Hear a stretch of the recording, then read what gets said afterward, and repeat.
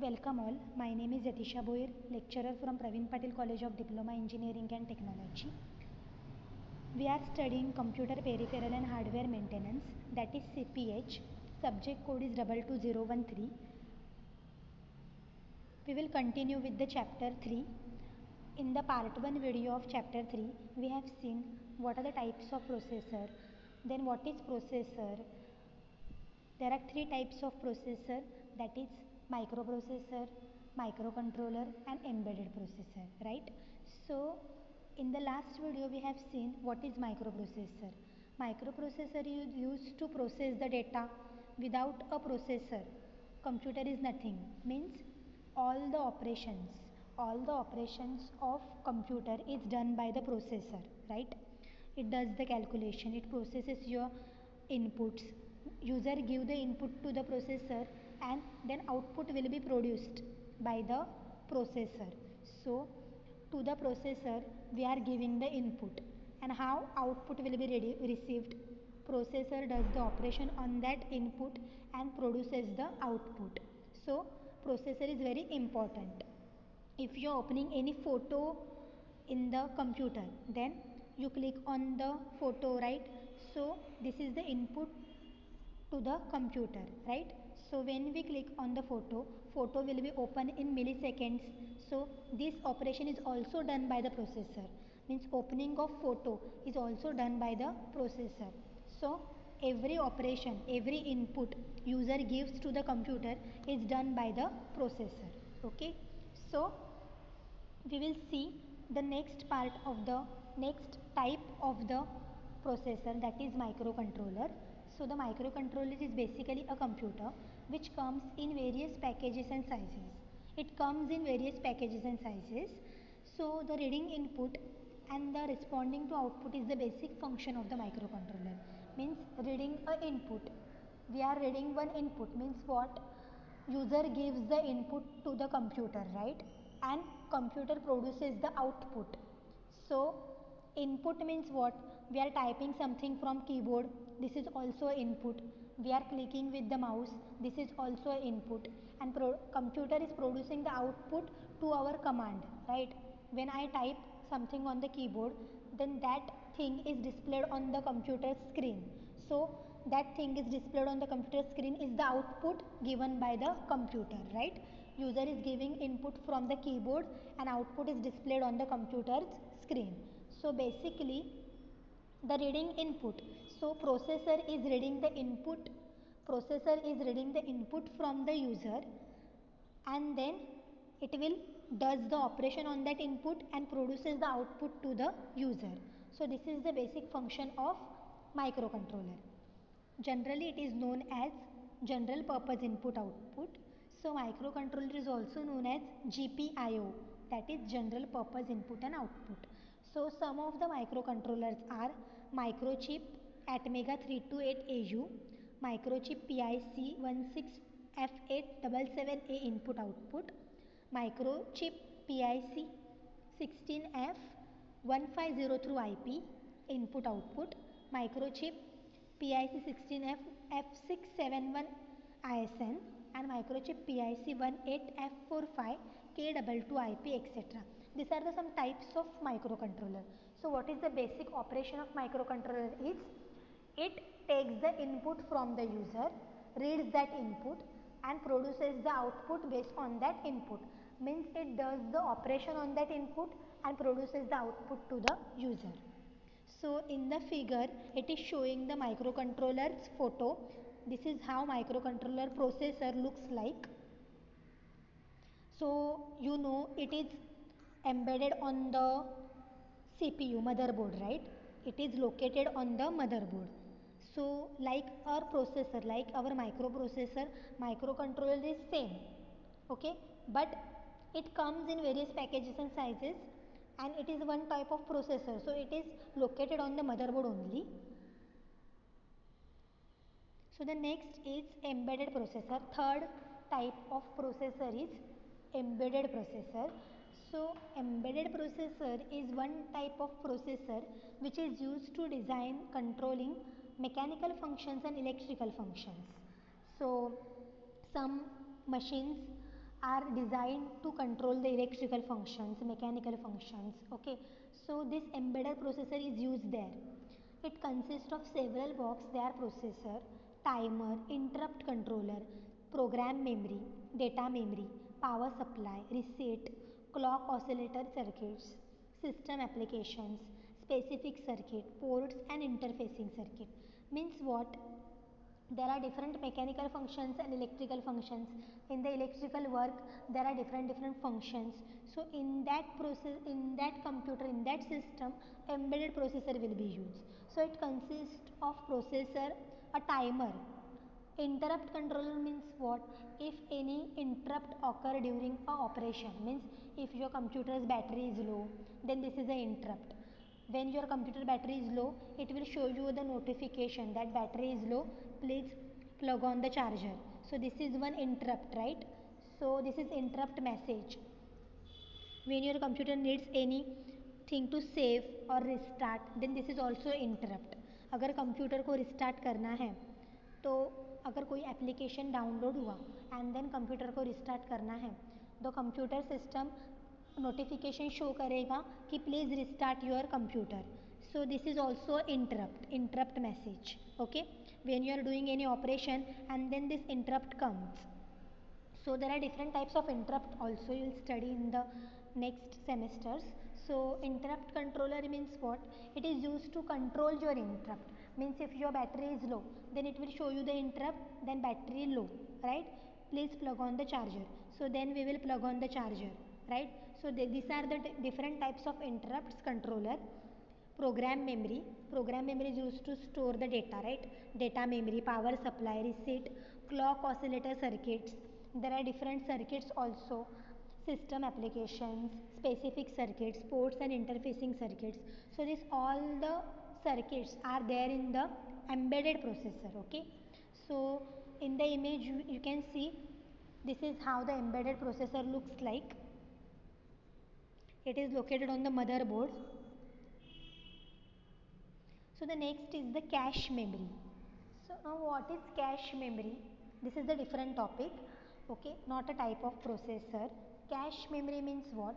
Cache is the small amount of memory which is the part of the CPU. Means cache is the part of the CPU, but it is small amount of memory. It is not RAM or ROM. Okay, it is the part of the CPU and it is small amount of memory, closer to the CPU than RAM. मतलब क्या? ये RAM से ज़्यादा close होता है CPU के. Mean CPU के side में ही कैश मेमोरी होता है, रैम नहीं होता. RAM is different. RAM and cache memory is different. It is used to temporarily hold instructions and data that is CPU is likely to use. Means RAM जैसे, what is RAM? RAM is used to random access memory. Random access memory is used to hold the temporary data, right? Temporary जो data store करना है वो हम लोग RAM में store करते हैं. वैसे ही कैश मेमोरी भी टेम्पररी डेटा स्टोर करने के लिए ही यूज़ होता है, but it is different than RAM. It is not a RAM. It is closer to CPU than RAM. Okay. The CPU control unit automatically checks the cache for instructions before requesting data from RAM. मतलब क्या? जब processor को कुछ data चाहिए होता है तो वो पहले कैश मेमोरी को चेक करेगा. वो पहले कैश मेमोरी को चेक करेगा एंड देन रैम को चेक करेगा. मतलब अगर वो डेटा कैश मेमोरी में नहीं है तो वो रैम के पास जाएगा. सो दिस इज़ द, अगर प्रोसेसर को कुछ प्रोसेसिंग ऑपरेशन करना है, अगर यूज़र ने कुछ इनपुट दिया और प्रोसेसर को आउटपुट प्रोड्यूस करना है, तो प्रोसेसर पहले क्या करेगा? प्रोसेसर पहले कैश मेमोरी में चेक करेगा because it is closer to CPU than RAM, right? So पहले वो कैश मेमोरी में चेक करेगा कि वो डेटा है क्या.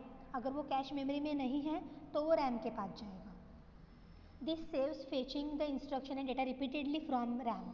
ये क्या करता है? सेव करता है रिपीटेडली रैम से डेटा लेने से. अच्छा, वो पहले कैश मेमोरी में चेक करता है, सो रैम भी बिजी नहीं रहता. A relatively slow process which might otherwise keep the CPU waiting. Means what?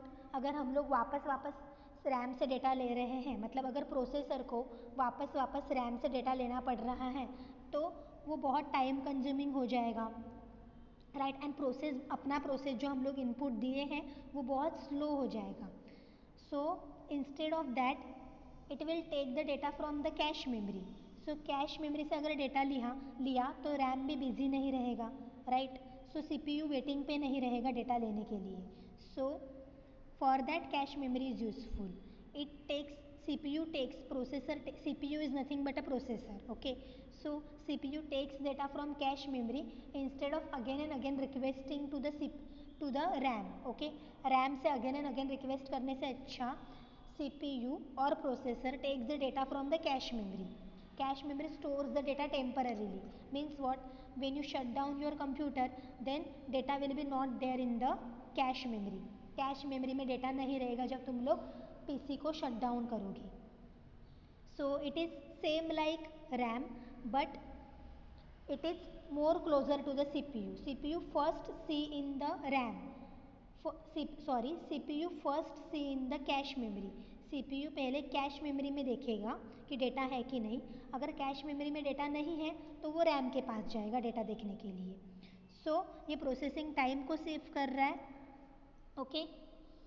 The more cache there is, the more data can be stored closer to the CPU. जितना ज़्यादा cache memory रहेगा उतना data store कर पाएंगे CPU, okay. So what is overall cache memory is, cache memory is used to store the temporary data like RAM, but it is not a RAM. RAM is different, cache memory is different. CPU first see in the cache memory and then it will see in the RAM. CPU पहले cache memory में देखेगा data है क्या जो चाहिए. अगर cash memory में नहीं रहेगा डेटा तो वो रैम के पास जाएगा, okay. So it is more closer to the CPU. Now there are different types of cache memories.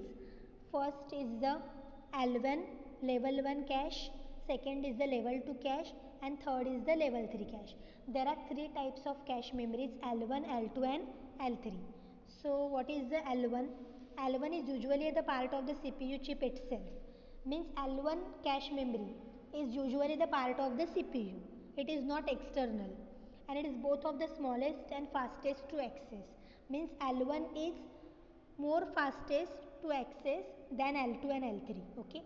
So its size is often restricted to between 8 KB and 64 KB. Means L1 cache memory जो है वो 8 KB से 64 KB तक हो सकता है. Now the second is L2 and L3 caches are bigger than L1. मतलब L1 से bigger होता है L2 and L3. So there are extra caches built between the CPU and the RAM. Sometimes L2 is built into the CPU with L1. Sometimes क्या होता है L2 जो है L1 के साथ ही रहता है CPU में.